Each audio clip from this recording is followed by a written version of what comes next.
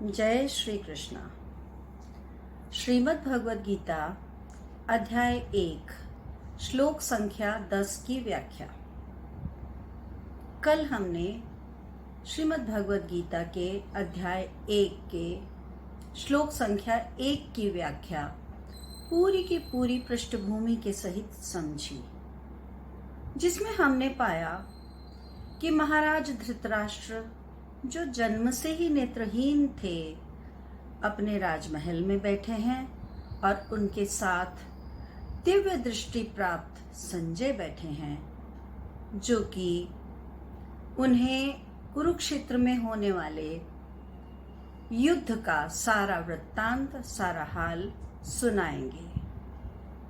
और अत्यंत अधीर महाराज धृतराष्ट्र ने जब संजय से पूछा कि कुरुक्षेत्र में मेरे और पांडु पुत्रों के बीच क्या चल रहा है, मुझे देखकर बताओ,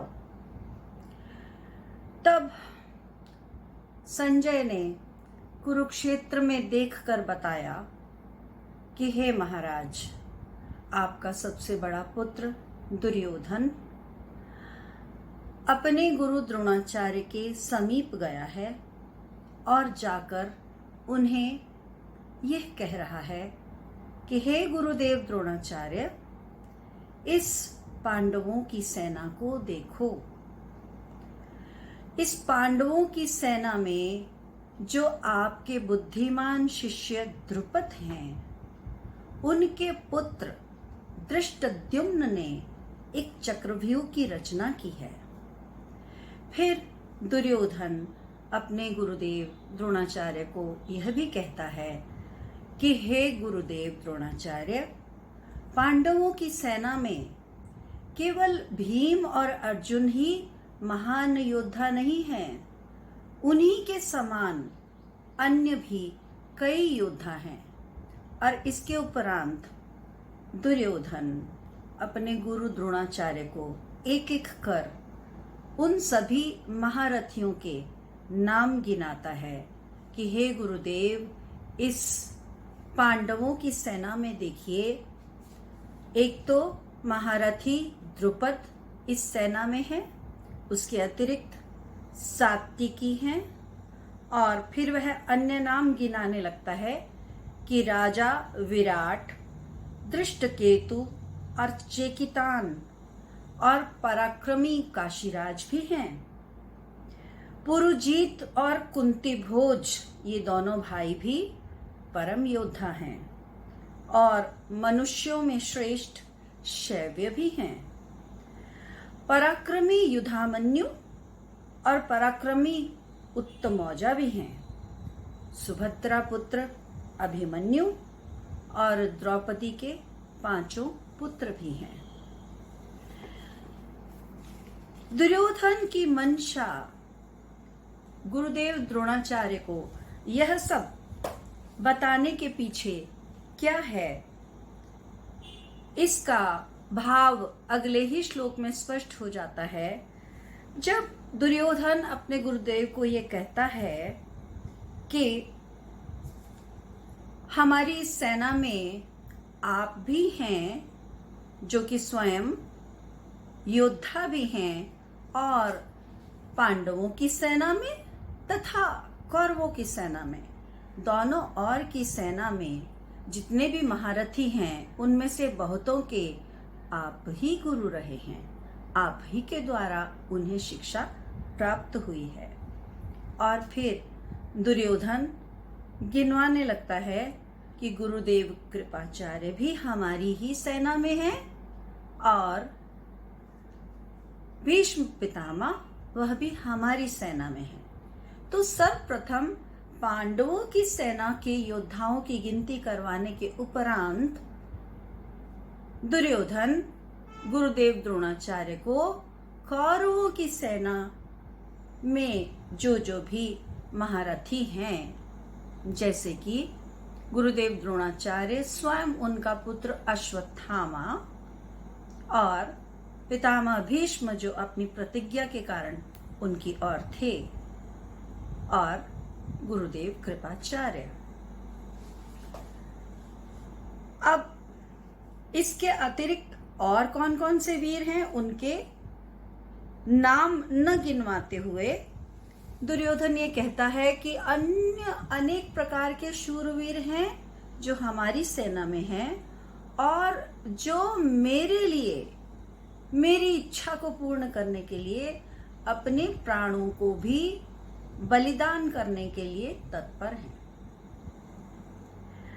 अब सोचने की बात यह है कि दुर्योधन अपने गुरु के पास जाकर पांडवों की सेना के शूरवीर और कौरवों की सेना के शूरवीरों को क्यों याद दिला रहे हैं अपने गुरु द्रोणाचार्य को, और इसके पीछे उनका भाव क्या है, यह भाव स्पष्ट हो जाता है श्लोक संख्या 10 से, और उसी की आज हम व्याख्या करेंगे।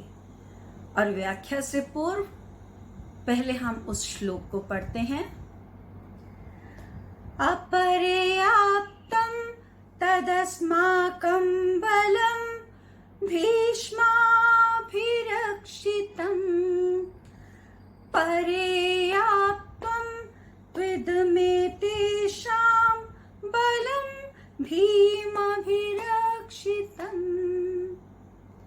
इस श्लोक को याद करने के लिए हम 8 बार एक अलग वीडियो में इसी श्लोक को लाएंगे।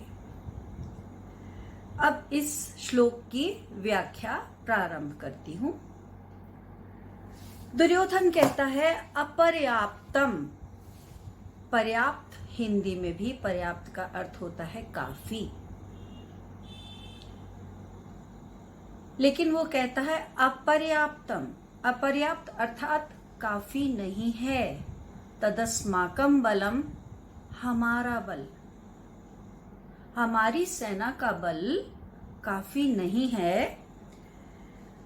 भीष्माभिरक्षितम, भीष्म कौन है?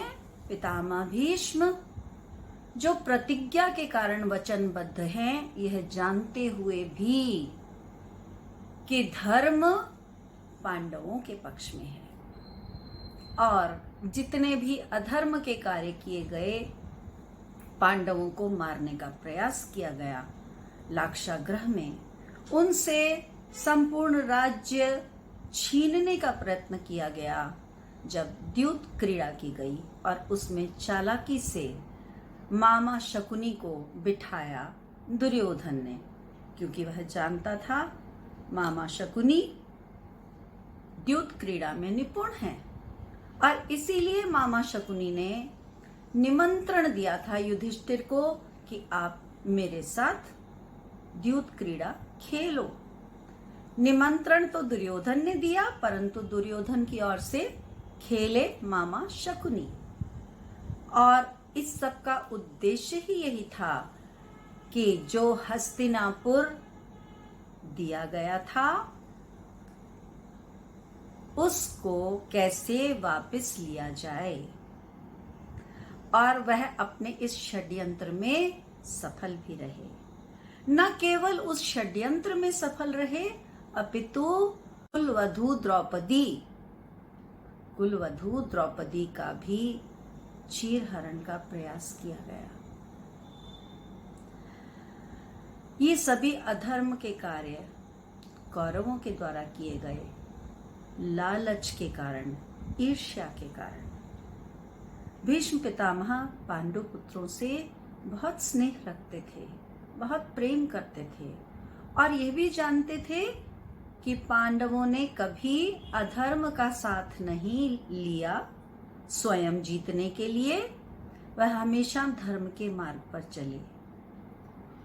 परंतु भीष्म पितामह ने चूंकि प्रतिज्ञा ले रखी थी कि वह अपने राज्य की सुरक्षा करते रहेंगे और अपने राज्य को जब तक वह चारों ओर से सुरक्षित नहीं कर लेंगे तब तक वह अपने प्राणों का त्याग भी नहीं करेंगे।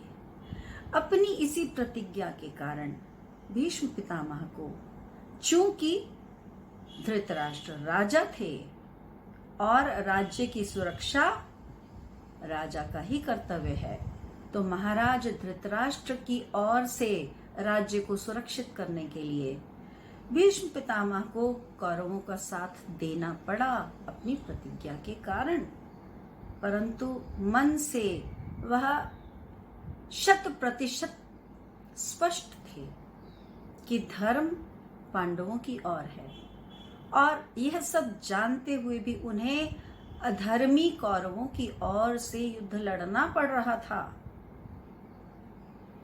इस दुख को लेकर भीष्म पितामह इस युद्ध में उतरे थे, और इस बात को दुर्योधन भी भली प्रकार से जानता था। इसीलिए युद्ध से प्रारंभ होने के पूर्व ही वह अपने गुरु द्रोणाचार्य के पास आया और दोनों सेनाओं को दिखाकर अपने गुरु द्रोणाचार्य से कह रहा है कि हमारी और यह महारथी हैं और उनकी और यह महारथी हैं, और अब वो कारण बता रहा है गुरुदेव को कि हमारी जो सेना का कुल मिलाकर बल है वह कम दिख रहा है। क्यों? क्योंकि हमारी सेना के जो रक्षक हैं, संचालक हैं, क्योंकि सेनापति सर्वप्रथम भीष्म पितामह को ही बनाया गया, वह आयु में और अनुभव में दोनों में बड़े थे, इसलिए उन्हीं को सेनापति बनाया गया युद्ध के प्रारंभ में। तो दुर्योधन अपने गुरु द्रोणाचार्य से यह कहना चाहता है कि हालांकि शूरवीरों की संख्या तो उधर इतनी है, इधर इतनी है, परंतु जो हमारी सेना का सेना नायक है वो है भीष्म पितामह, और वो अंदर से जानता है कि भीष्म पितामह शारीरिक रूप से अपने वचन के कारण, अपनी प्रतिज्ञा के कारण हमारी ओर खड़े तो हैं, परंतु उनका मन, उनका हृदय, उनकी आत्मा पांडवों के साथ खड़ी है। इसलिए उसे विश्वास नहीं हो रहा, उसे भरोसा नहीं हो रहा कि मेरी सेना जिसका संचालक पितामह भीष्म है वो वास्तव में हमारे राज्य की और हमारी सेना की रक्षा कर भी पाएंगे अथवा नहीं। दुर्योधन के पास ऐसा सोचने का एक बहुत मजबूत कारण भी था। वह ये तो जानता था कि पितामह भीष्म पांडवों को अत्यंत प्रेम करते हैं, पर वह यह भी जानता था कि इस प्रेम का कारण यह भी है कि पांडव कभी अधर्म के मार्ग पर नहीं चले। पितामह भीष्म समय समय पर दुर्योधन के पिता धृतराष्ट्र को टोकते रहे कि वह दुर्योधन को गलत मार्ग पर चलने की प्रेरणा न दें और बार बार अधर्म में उसका सहयोग न करें, परंतु धृतराष्ट्र अपनी महत्वाकांक्षा, अपनी उच्चाकांक्षा और अपने उस विश्वास के कारण जो उसने बना रखा था कि उसके साथ अन्याय हुआ है और अब उसके पुत्र के साथ अन्याय होगा, वह दुर्योधन को अधर्म के मार्ग पर चलने की न केवल अनुमति देता रहा बल्कि पूरा सहयोग करता रहा। और पितामह भीष्म सही और गलत में अंतर करना जानते थे, पर केवल अपनी प्रतिज्ञा के कारण उनको धृतराष्ट्र का, जो कि महाराज थे, उनका सहयोग करना पड़ रहा था। और युद्ध से पूर्व ही उन्होंने यह घोषणा कर दी थी कि वह युद्ध में भाग तो लेंगे परंतु किसी भी पांडव का वध नहीं करेंगे। यह कारण काफी था दुर्योधन को यह सोचने पर मजबूर करने के लिए कि पितामह मन से उसके साथ नहीं है, केवल प्रतिज्ञा के कारण उसके साथ हैं। और इसीलिए यह शंका युद्ध के शुरू होने से तुरंत पहले भी उसके मन को विचलित कर रही थी। और अगली श्लोक के भाग में वो कहता है, पर्याप्तम त्विद में तेषाम बलम भीमाभिरक्षितम। वो कहता है कि जो उनकी सेना है उसके सेना नायक भीम है। युद्ध के प्रारंभ में उधर सेना नायक भीम को बनाया गया। तो उन्होंने कहा, दुर्योधन ने कहा अपने गुरु द्रोणाचार्य को कि उनकी सेना का बल मुझे काफी लग रहा है। क्यों? क्योंकि उधर सेना नायक भीम है और भीम के मन में इस प्रकार की कोई दुविधा नहीं है कि मैं शरीर से तो यहां हूं लेकिन मन से वहां हूं। भीम शरीर से जहां है मन से भी वही है। इसलिए उनका पूरा बल शारीरिक तथा मानसिक एकाग्र चित्त होकर अपनी सेना की रक्षा में लगा है। इसके उपरांत अगले श्लोक की व्याख्या फिर करेंगे। जय श्री कृष्ण।